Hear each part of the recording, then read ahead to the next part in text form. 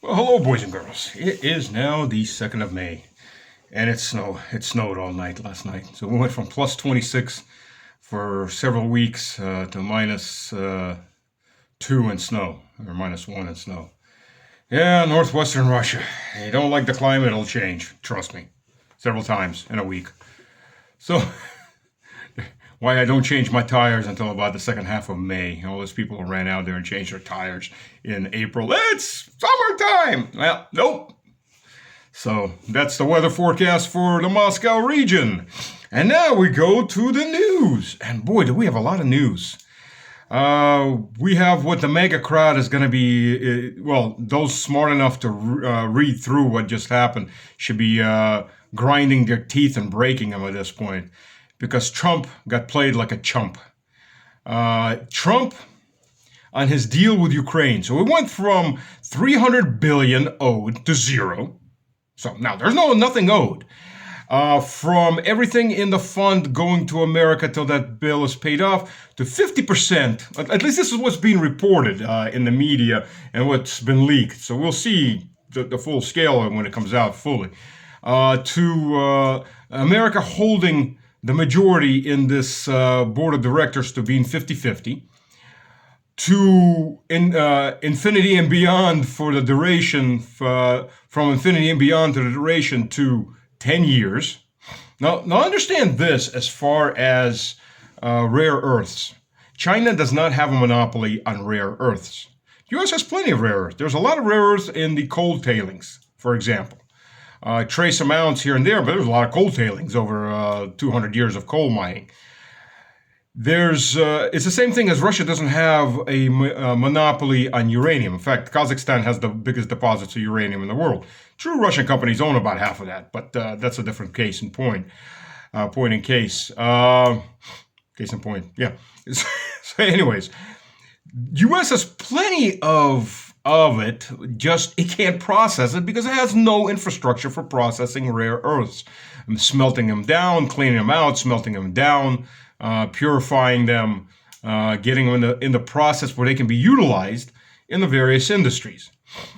China, over the last 30 years, has built up rare earth processing plants. They've invested tens of billions of dollars into this.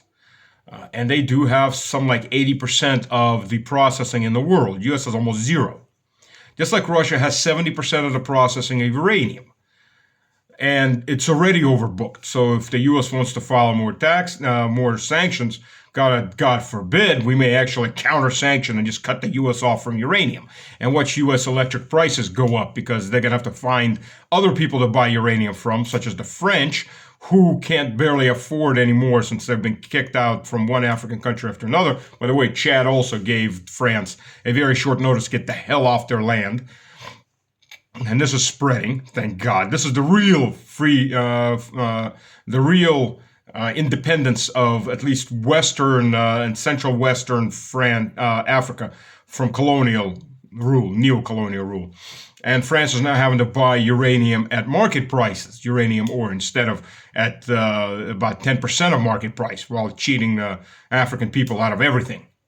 By the way, U.S. is doing now the same thing in Congo through Blackwater. It's going to be the muscle supporting the Congolese corrupt government that's going to be selling minerals to the U.S. at rock bottom prices, screwing the people. That's the usual neocolonialism that's still going on. Instead of white hands controlling the colonies, you have black hands controlling the colonies, whose bank accounts are in the white hands. So nothing's changed, really, except you've got a different facial color of the people enslaving the locals to the whims of the big Western countries. Anyways, I digress. So the U.S. would have to find somebody else to process their uranium, and they'd get in line, and they'd pay a hell of a lot more than they are paying now. So everybody's electric prices get to go up for all those nuclear power plants, because the U.S. can't process uranium adequately. The last big plant was shut down back in the 90s. So they're talking, or maybe they started building a new plant, but it takes time, takes a lot of money, and this is the same thing with the rare earths. So this plan, this deal with Zelensky, where Zelensky played Trump like a piano. Trump basically took his pants off, bent over, and got diddled like the way Zelensky diddled the piano on his show. And if you don't know what I'm talking about, go look it up. You'll be in for a shock if you don't. You're not understanding what I'm saying. Trump got diddled like a piano by Zelensky. In 10 years, U.S. gets only 50% of that fund. That's oil and gas also. Not that Ukraine is exactly a very big oil and gas exporter. They don't have enough for themselves. Most of their gas was in Crimea. They had oil. They had oil through in plants in areas around Slaviansk, which is now coming under threat, soon threat of liberation. Russia's moving into toward Krasny Limon, so it's going to attack Slaviansk Kramatorsk, which is really one big conglomeration from the northwest, going south, going downhill, as a matter of fact, while pushing pressure uphill from the east on those areas. And that's a lot of gas and oil drilling areas right there. So you got that, and on the U.S. Oil, non-conventional oil is collapsing. Now the non-conventional oil, like the Permian Basin, the main areas have already been basically sucked dry, right? Shale oil. And when you're dealing with shale oil, just so you understand, because I spent quite a few years in the oil and gas services industry, shale oil wells, gas isn't as badly affected, but shale oil wells on average lose between 18 to 90% of their pressure per year. So basically, just understand this: while you're drilling, fracking, and developing that well, you're sinking money in. When you're pumping that well, you're making money. First, you got to pay back the money that I've got allergies. I'm sorry. We're still in allergy season here. And this year's a really bad one, probably one of the worst in the last 20 years. Even with the snow the last couple of days and the rain. So on a conventional well, on average, you have 20 to 50 years of pressure, and if the pressure gives out, you can repressurize that well in various ways, like gas injection mandrels, which basically carbonates the oil, like soda gets carbonated, walks its way up a straw. The same concept. You've got motors that you can sink down into the well that'll like a screw drive, like on a ship, that'll put, or just a Archimedes screw drive that'll push the oil back up. There's a lot of different ways that you can repressurize a well to continue developing. And most of those came up in the 90s and since. So there's a lot of wells that were cemented up that have a lot of product, sometimes up to 80, 90% of the product in the ground. They just didn't have the pressure. Since they didn't have the pressure, they just get cemented and they go drill the next well. Now they can be all reused. Worldwide. This is worldwide. So the Permian oil is collapsing. It's been over-drilled. Shale oil is a very bad producing region anyways. And the oil companies, these little oil companies, even back in the 90s and the 2000s, when all this really took off, to get more investment, they just lied about the volume of reserves. How much did they lie about the volume of reserves? About 300-400%. Yeah, that's right. So when the U.S. Congress said, "Oh, we're going to be independent, we got enough. Screw you, the rest of the world." Well, no, gentlemen, you don't. And the cost of it is much higher than conventional oil. Plus, again, you get back much less if your pressure's collapsing at that rate. So those are huge problems for the U.S. Now, getting oil and gas out of areas like Slaviansk that within the next half a year will more likely be in Russian hands becomes ever more difficult, even though Trump signed this deal. Now, the question is, will American troops finally go get to die in Ukraine along with the the chattel slave or Ukrainian people to defend what was bought by Trump for America's betters, that is, the ruling class, the banking class. So because somebody's got to do it. I mean, that is actually, when you're about to say, are you insane? That is America's tradition since the late 1880s. is the American Marines, first and foremost, get to put down revolts by peasants and die in those revolts also, of course, because American corporations, like banana companies, for as an example, just exploit the crap out of the local population. They buy the local government, or they force a revolution somewhere in Latin America or South America, by the local government, slave wage, and worse, the local population until a revolt erupts. And then they bring in the Marines to fight and die to suppress the revolt. If you don't know who Commodore Dudley was, go read up. War is a racket. And it really is a racket in the United States. It has been since the 1880s. I served under General Griffin when he was a colonel, and he was a former Marine enlisted, and he was telling us about the 1960s as they were invading, doing these emergency little missions in one Latin American country after another, where the people were revolting against the subhuman standards of work and property confiscation that they were going under from American corporations, big corps, and the Marines were brought in 1960s. We're still being brought in to suppress these revolts of the peasants, the dirty peasants that don't have a right to be alive. They should be thanking the big American corporation for sucking their country dry and sucking their lives dry. Yeah. And since the dirty bastards don't understand how benefited they are, then they need to be put down with bayonets and rifle fire. So nothing's changed. So let's see if America gets to fight and die directly against the Russian army for defense of these oil fields, gas fields, and rare earths. Which America in 10 years, first of all, nobody's going to build any infrastructure while the war is going on. So next 2, 3, 5, 10 years, no infrastructure gets built.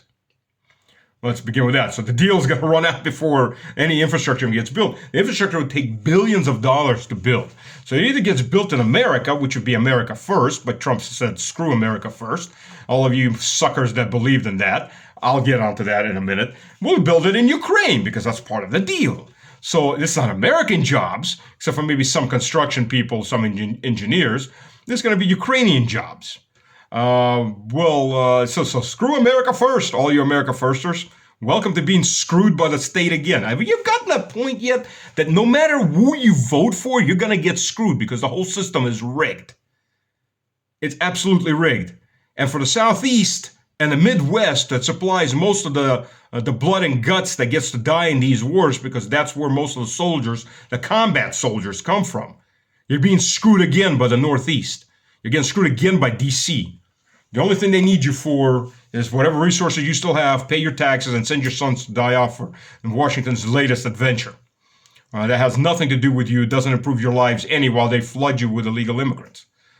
So anyways, we're back to Ukraine first. And this deal is absolutely Ukraine first. And the thing is it's billions of dollars in investment in functionality processing for these rare earths. So instead of making the investments in the U.S., they're going to make it in Ukraine eventually, maybe. Or maybe the whole contract will run out. I mean, Zelensky's resold these places at least 3 or 4 times. Zelensky and his predecessors, that's the Ukrainian way. They're worse than the guys that were selling beets to the Indians. Much worse. Except now the Americans are the latest Indians to be getting beads. But in return, so instead of even taking directly, America is going to be investing also in this fund. So your money is also going to go into this. But in return, Trump has promised to sell weapons to Ukraine. Not give them, but to sell them. But the payment's not coming right up. The payment's going to be coming up in the future from this fund that's never going to pay out. So Trump has now promised $50 million in initial weapons deals. So he's going to go to Congress. He's going to get permission from Congress, which of course will give it to him because everybody in Congress is getting a cut out of this one. And $50 million is just the first little step into Biden number 2, the other geriatric. So this is, you're back to Biden's legacy right there. You're right back. Trump now owns this war. 110% Trump owns this war and everything that falls out of this war. Why? Because Trump Now you got to wonder, is he that ignorant or he's a neocon? I'm siding with Trump's a neocon. He hides it a little bit better than the other neocons, but Trump's a neocon. I mean, he did it. He set up Ukraine for this war during his presidency, first and foremost. Much more so than Obama. Obama got the Nazis in. Trump got the Nazis armed and trained up and ready to go. And Biden got to pull the trigger on him, push this war through. And if it was Trump in the second term right off the bat, Trump would have done the same thing. Believe you me. He would have done the same thing. So don't believe the crap. Oh, this isn't my war. Absolutely, this is his war. And he's now owned this war officially with this deal. Just something to sign so he can show, hey, I got a deal. Look how good I am. As long as you don't look at it any deeper or you don't think about it, oh, it's a great deal for America. Bullcrap. It's not a great deal for America. So now America is fully involved again. Not that it wasn't. I mean, Trump has been continuing to push Biden's weapon purchases on. The drawdown, which Trump, by the way, could have canceled in a moment with just the signing of a single order, executive order. He could have canceled that if he actually wanted peace. The same thing with intelligence sharing. Yeah, they broke it off for like 3 days. Woohoo! Yeah, so there you go. There you go. And then he's blaming it all on Putin because, oh, the evil Putin, after I showed him so much respect, the evil Putin, he didn't stop the war. Well, no, this isn't a stop of the war. This is a cease and desist while we rearm the Ukrainians, and you Russia just sit in your place so we can go kill you some more afterwards. What's the upside for Russia? Zero. What's the upside for America? And it's Ukrainian meat, everything. And it's European whores, everything. So why on earth would Russia sign this? Of course it wouldn't, but it now makes a good reason for Trump to continue selling weapons for money he will never receive, because that money is going against this fund that's never going to get filled up. So the U.S. is again giving away weapons to Ukraine. Nothing has changed. We had a pause for 3 months, kind of, sorta, maybe something of a pause for about 3 months. And by the way, to certain Russian politicians and philosophers who suddenly became Trumpists, welcome back to reality, dumbasses. I've been telling you this from day one. It doesn't matter who's in the White House. You're going to get the same damn thing until that system gets fixed. Now, if it was somebody like McGregor, who was president of the United States, hit America, get smart for once in your life. In the last since the baby boomer generation, America has been getting stupider and stupider. I mean, that's the reality of it. Ignorant children that want to be lied to and believe in whatever crap they're told. Put somebody like McGregor in, and you get America first for real. And not only McGregor, there's plenty of voices like that. He's just more visible, and he's a very intelligent man. I don't agree with him on everything on Stalin and the communists, because he tends to go overboard on that. But other than that, he's a very intelligent man. You get somebody like that in, and that's somebody you can trust. Everybody else, like Trump, I mean, seriously, you thought America first? Let's go back to this tariff war, first of all. Let's go back to tariffs. You know why the tariff war collapsed? So let me, I'll reiterate what I said previously. The U.S. unleashed this tariff war across the world in the hope that everybody would come running and buying T-bills, because America has $9 trillion it has to refinance. At the present rate, which is about a little actually below the average historical rate, it was about 3.94. America was looking at an extra $500 billion in interest payments per year on the debt that's ever growing, and it's not $500 billion. It has. So it had have to sell more debt to finance the present debt that now grows with a new debt. And it's an ever-ending spiral. America is in a death spiral on sovereign debt. I mean, it could always bail out, but so much for being the reserve currency of the world. You give a haircut to everybody, but nobody trusts you after that, and you have to produce things on your own right off the bat, which you can't do because you don't have the industry. You don't have the infrastructure. America doesn't have the electrical infrastructure to support mass manufacturing. I mean, there's massive amounts of infrastructure that America has let go that's collapsed. The roads, the bridges, the antiquated joke of a railroad system. I mean, come on. California, after 15 years, has got, like 33 kilometers of rail, a high-speed rail that's ready to run. Of course, nothing's running on it. Out of a project of 330 kilometers, something like that. So Out of all of that, 350 kilometers, they got 33 kilometers running at a cost of $18 billion, and they need another like 60 billion to finish it. Well, 60 billion today, and by the time it'll be finished, it'll be another 100 billion total. So I mean, this is ridiculous. America can't build anything anymore, and number one reason is the politicians. It's the bureaucracy. It's the late empire stage of great projects. We're going to steal everything because the point isn't to build. The point is to get rich fast and then get the hell out. So that's the point. So don't expect a lot of this infrastructure to come in. A lot of industry is also looking at all this, and they're going, no, we're not interested. We're not interested at all in coming in to the U.S. into this antiquated, antiquated. We'll just go with that. Worn out infrastructure. And we're not interested in that. Why? Why would we be interested in financing this, plus paying off the politicians, paying off the inspectors, paying off all of these groups constantly? And it's just one big corruption racket in almost any state in the U.S., in almost any county, and especially in any city, especially a big city. So there you go for that. They're not interested in it. Plus a workforce that is, basically 50% illiterate. And that's, 21% total illiteracy. Another 32% that barely reads above first, second grade, third grade level. So, what kind of a workforce is that?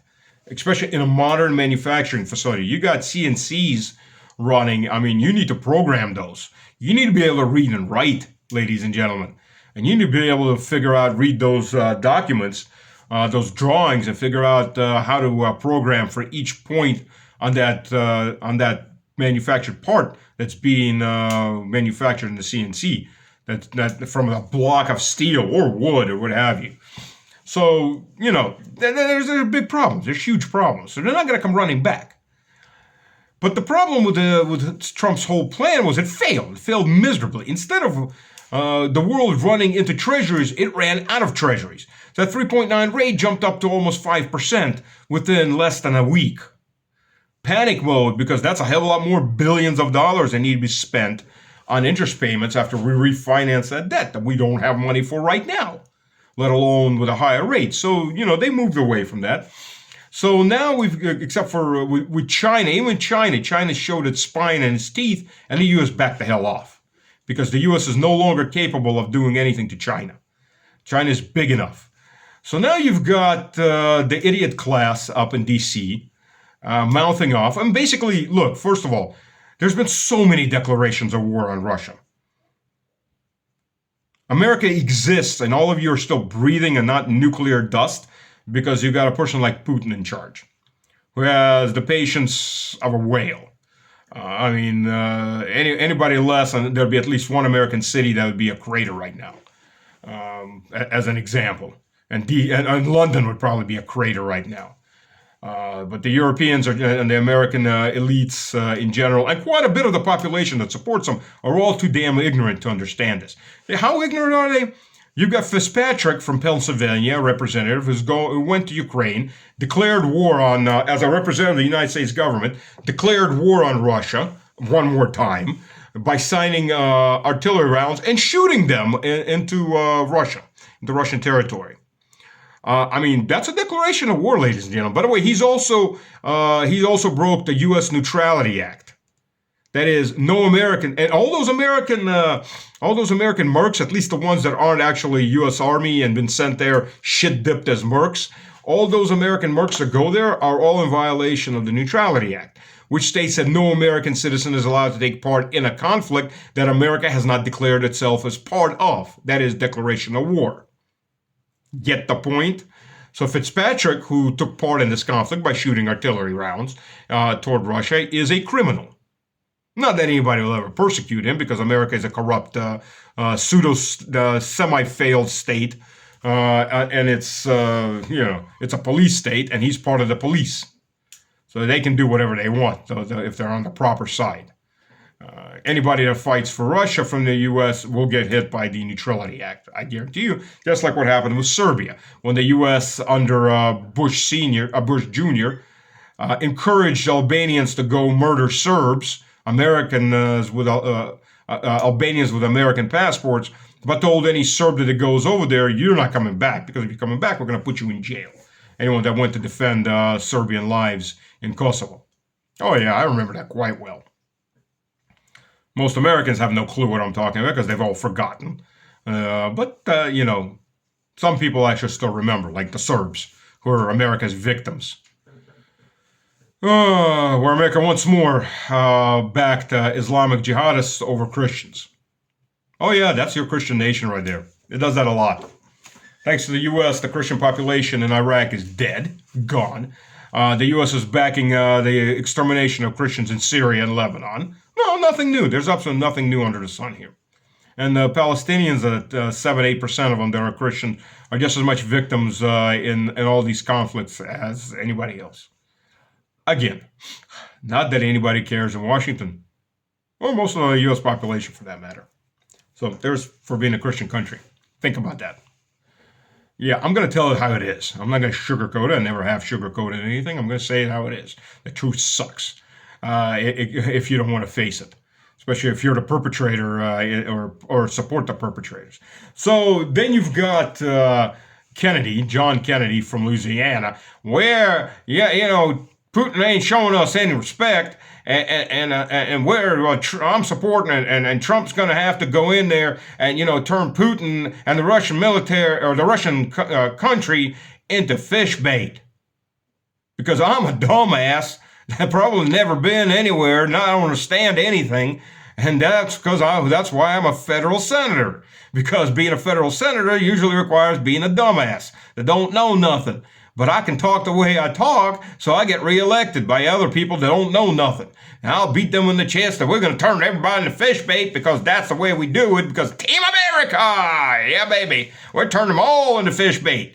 That's why our economy is collapsing. That's why our currency is collapsing. That's why our infrastructure is collapsing. That's why we have some of the dumbest children in the world, because we can't educate them.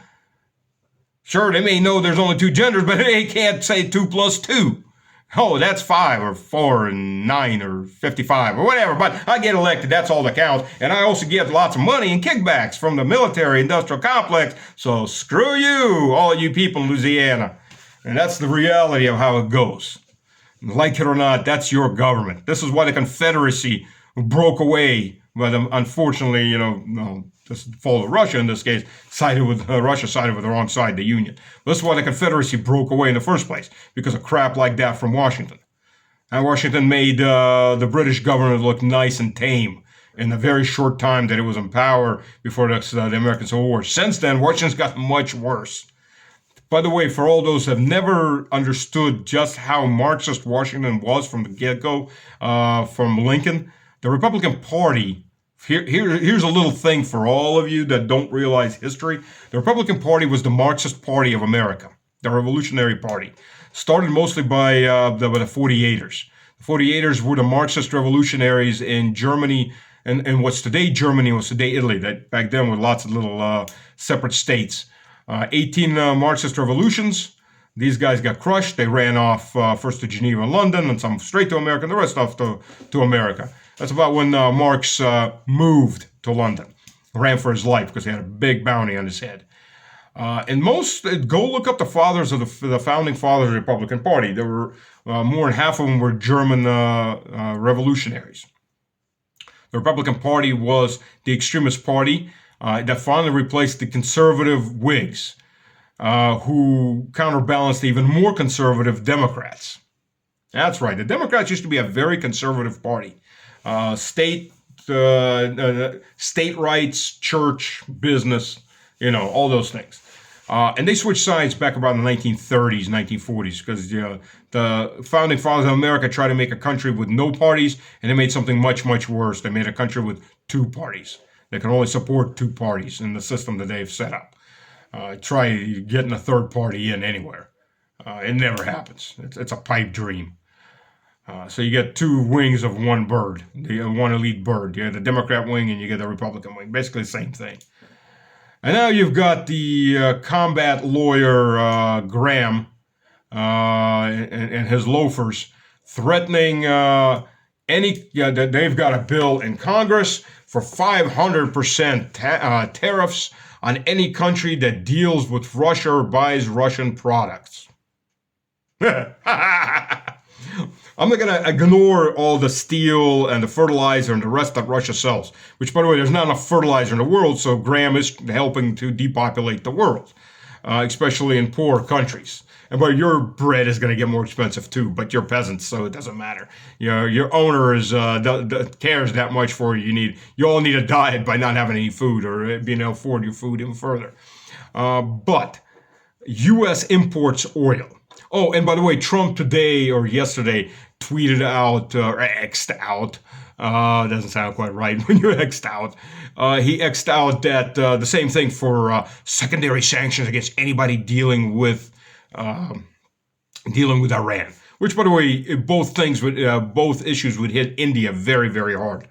The third largest economy in the world. I mean, you're talking about extremely hard hit. And India, Modi, the U.S. has been trying to woo him over because they need India to commit self-genocide against China so that two of them will kill themselves off and the U.S. can come in and pick up the pieces of the best parts and get rid of both Asian countries. I don't know how much Modi actually realizes what he's being played into. I mean, I think he does, but he's still, the Indians are still being wooed by the Anglos to commit mass suicide, basically, destroy their future. But for some reason, India, before this explosion in tensions with Pakistan, India actually started signing trade deals with China. The West is doing everything they can, particularly America and Britain, to get India and China into a war. The last war was back in, I think, 1962. So it's been a while. They need a new war because there's nothing that feeds the Western vampire like war. And it doesn't matter if it has to throw its own children into that war. It's gonna get fed, baby. It's gonna get fed. So there you go. So okay. So let's look at it realistically. Right now, the oil market production to consumption is very, very tight. There's very little margin. My advice to Vladimir Vladimirovich and to the Iranian state is if the U.S. passes these sanctions, is on a trial basis for 3 months, take all oil off the market, except for what sells to China. All oil off the market.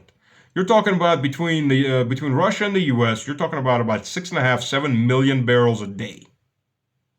And U.S. imports about a third of the oil it uses.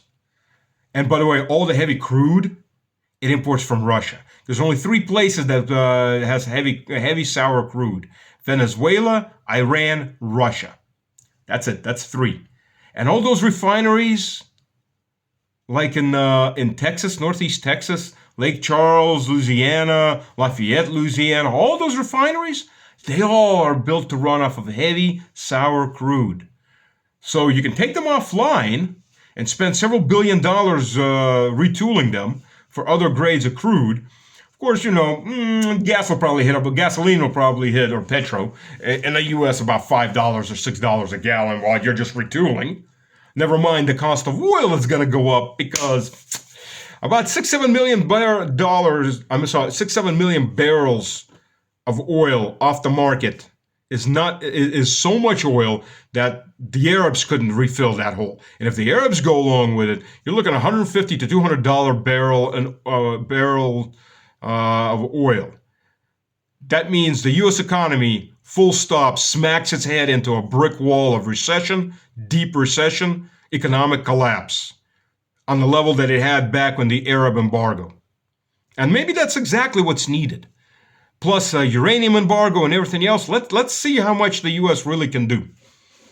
Because, when you're dealing with morons like the Trump administration that never fails to listen to the worst people it can around it, not to the bright people. I mean, look, this is a standard of Trump. This is what Trump is. Let's not beat around the bush and believe he's something white and puffy and he's the savior. He's not. He uses the echo of previous Caesars to show that the empire can still stand. But he's not a previous Caesar, and the empire cannot stand. This is absolute typical late term empire civilizational collapse type stuff. I know most people don't want to believe that, and they think collapse means tomorrow everything stops working and it all goes to hell. No, collapse is a very slow process sometimes. Sometimes it's much faster. It depends how many idiot moves the government makes. But it is a process that is going in the exact same direction for every civilization when it comes time to die and collapse. You can't make America great again because you can't make something great that's already rotted through. You can build something new on top of the foundation that's rotted through as a fertilized ground, some new entity. But you can't raise something up that's already rotted through and through. You have to shake it all down and build something new on top of that. So you can't fix Washington. It's not fixable. You can tear Washington fully down and start from zero or near zero. And maybe you can do something great with that. But you can't, and the creatures that grew up in Washington aren't going to change. Like Kellogg, for example, whose daughter is, by the way, making the family quite rich off of her work with Ukraine. Go figure. Gee, just off of that alone, Kellogg should have been excluded from any of this because he's got invested interest. His family's fortunes are coming from this war in Ukraine. Right there already, you've got conflict of interest. Then you've got the neocons that fully surround Trump. Look at the first time Trump came in. People like Bannon, people like General Flynn. They had the right agenda. They had the right agenda to bring peace in the world and prosperity to the U.S. also.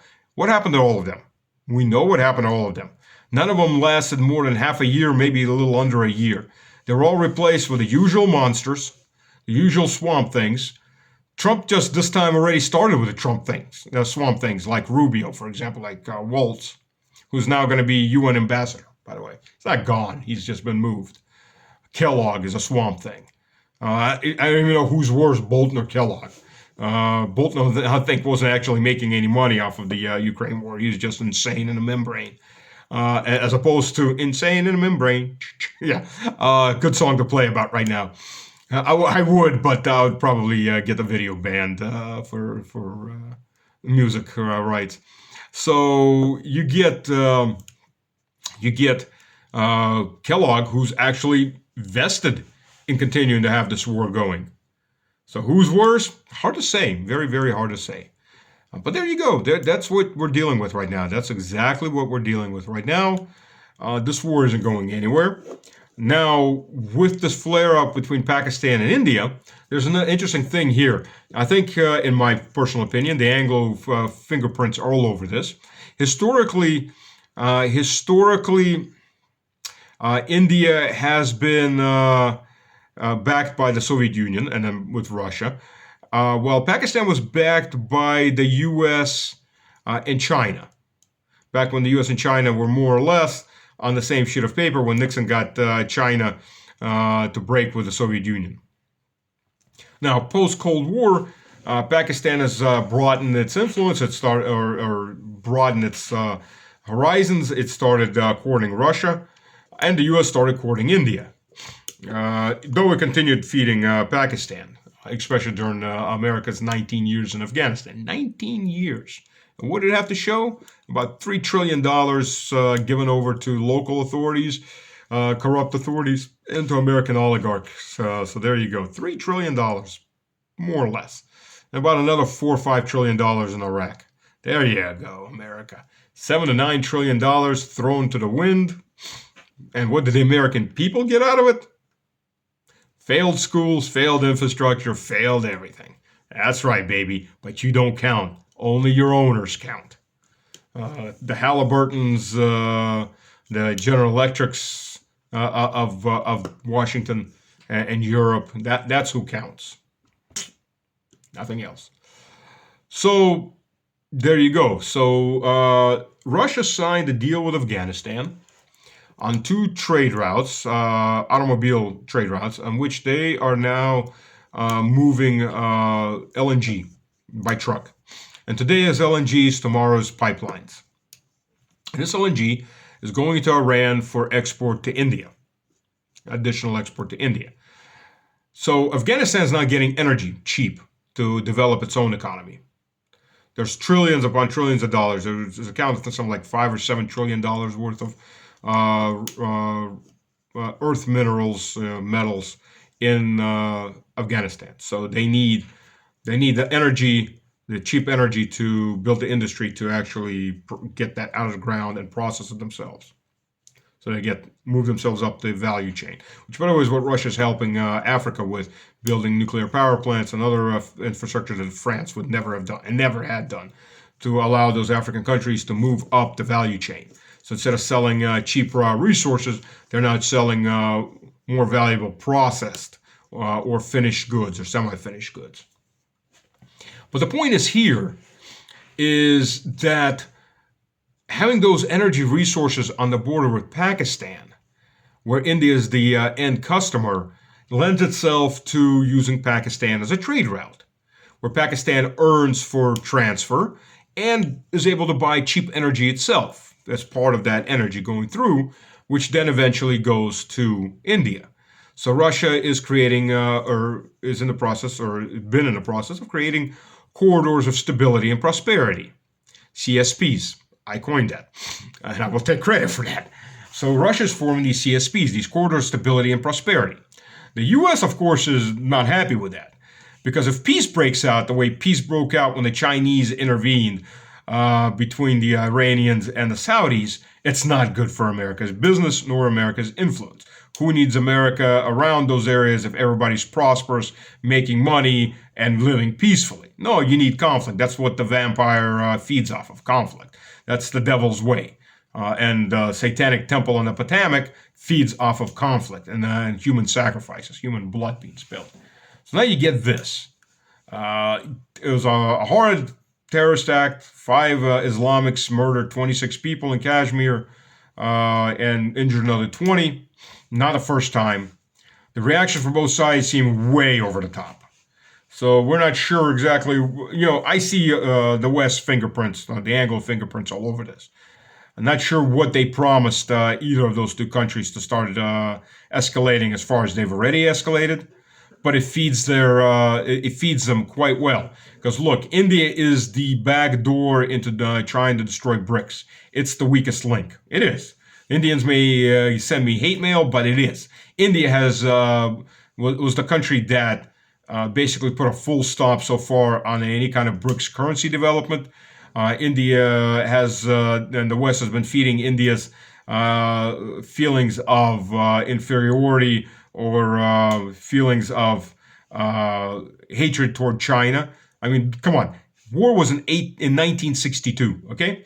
That was 63 years ago. 3 generations ago. 3 friggin' generations ago. It's time to get over any of those hard feelings and expand your economy. And the West is not the route to expand your economy. For God's sakes. But the West feeds those feelings of anger and hatred because the West makes money off of it. And if it can get the Indians and the Chinese to genocide each other, oh, that's even better. But okay, India and Pakistan genociding each other with nuclear weapons, that's a second runner-up. Because that still gets rid of India. Another big giant that's heading toward America's level. America, if you look at PPP, purchasing power parity, which is the way the big boys in economics actually compare economies, instead of FX, which is what the uneducated classes are taught. Oh look, it's just exchange rate. So the ruble grew in strength against the dollar over the last 2 months by 20%. So America's 20%. Poor and Russia's 20% richer, if you're doing stupid FX. But that's how it is. So see, it works the other way. No, of course, that isn't how it actually happened. That's why you use purchasing power parity or a neutral dollar to estimate economies. And China is a third larger economy than the U.S. Plus, the U.S., 35 to 40% of the U.S. GDP is generated by finance. What does finance manufacture? Outside of debt, nothing. It's actually, big finance is actually the biggest enemy of industry there is. Industry is long-term investment. Finance is short-term gain. So you get a lot better rates of finance by buying up a plant, whether it's distressed or not, particularly distressed is much better. In other words, it's doing like crap, and cutting its throat and selling off the chunks of meat. See, $1 today is worth more than $1 tomorrow. Why invest in 10 years when I'm going to get my bonus in December and it's September and I need that money now? And in 10 years, I may not even be alive, so screw it. I'm going to just gouge everything I can. And that's what big finance has done to the U.S. The deindustrialization of America, by the way, coincided with Clinton removing the Glass-Steagall Act.